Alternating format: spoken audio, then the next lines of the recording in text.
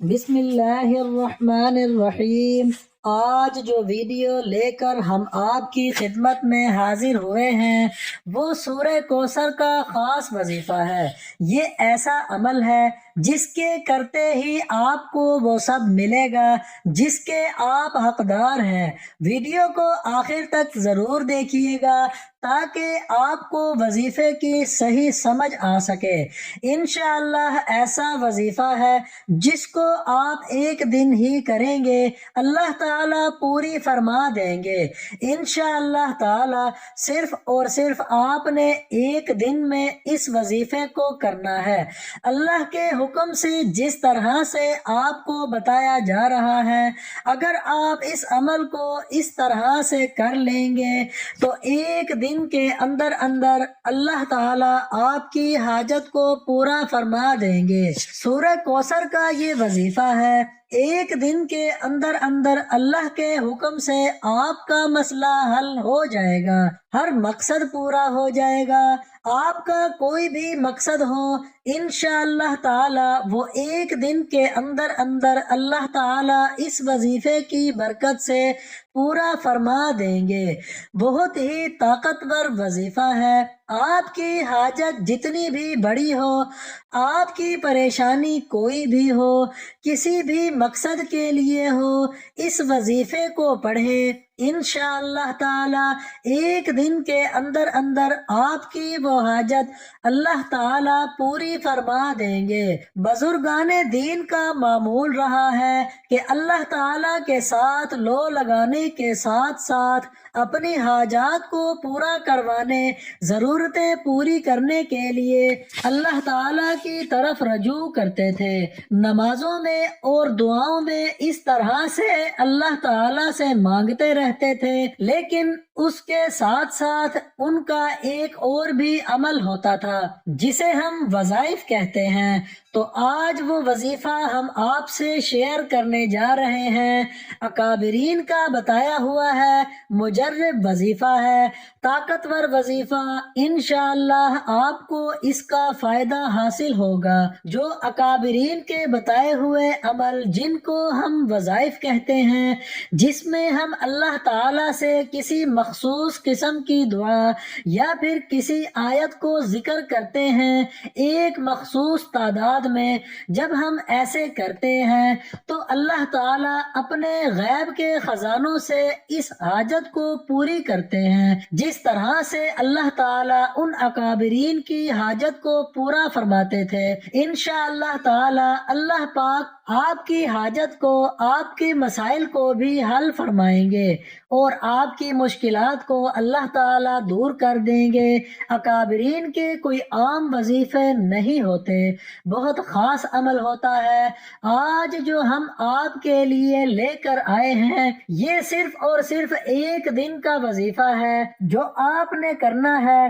آپ کی ہر حاجت ایک دن کے اندر اندر پوری ہوگی۔ جس طرح سے آپ سے ذکر کیا جائے گا آپ نے اسی طرح سے پڑھنا ہے، تو انشاءاللہ تعالی یہ وظیفہ کرنے سے آپ کی حاجت پوری ہوگی۔ کتنی ہی بڑی حاجت کیوں نہ ہو، پریشانی کتنی ہی بڑی کیوں نہ ہو، یہ وظیفہ آپ شادی کے لیے کر رہے ہیں یا کاروبار کے لیے کر رہے ہیں یا آپ کا کام نہیں چل رہا اس کے لیے کر رہے ہیں یا کسی دشمن سے چھٹکارا حاصل کرنے کے لیے کر رہے ہیں یا کسی کے دل میں اپنی محبت پیدا کرنے کے لیے کر رہے ہیں، یا آپ کی کوئی بھی حاجت ہے، کوئی بھی مسئلہ ہے کہ اللہ تعالیٰ اس وظیفے کی برکت سے اللہ پاک آپ کا وہ مسئلہ ضرور حل کر دیں گے۔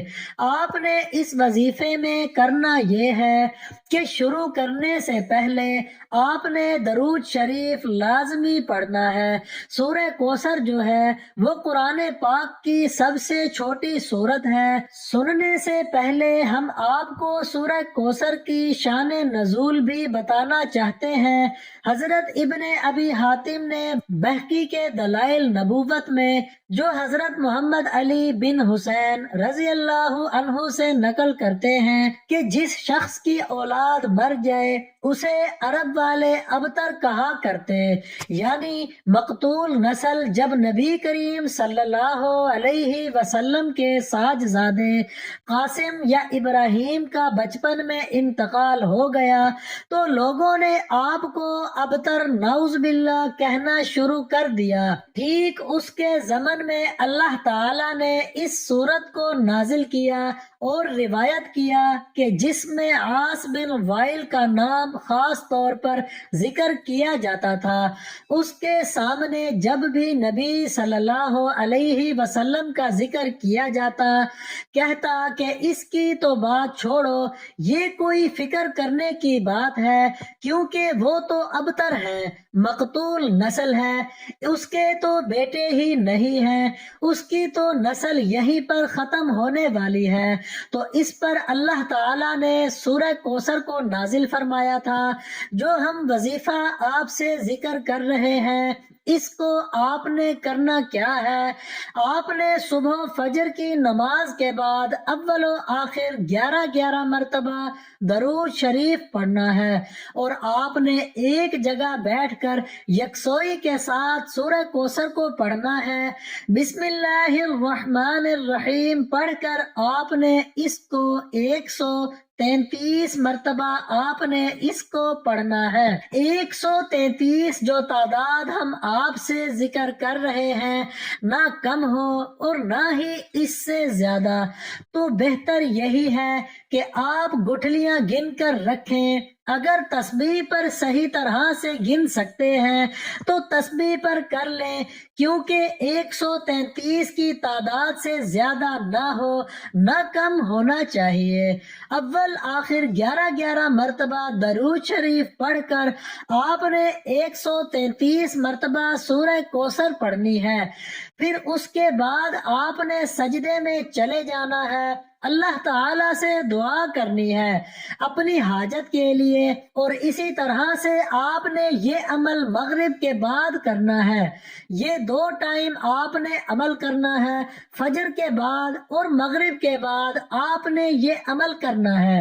اور انشاءاللہ تعالی جب آپ ایک دن میں یہ عمل کریں گے نہایت یقین کے ساتھ، یکسوئی کے ساتھ، تو اللہ تعالی ضرور آپ کی حاجت کو پورا فرمائیں گے۔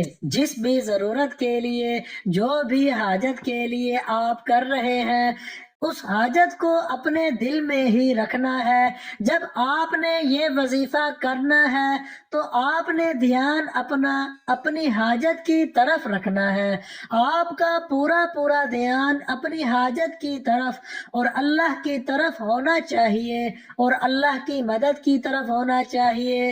دل میں ذرا بھی شک نہیں آنے دینا، پورا دھیان وظیفے میں لگا رہنے دینا ہے۔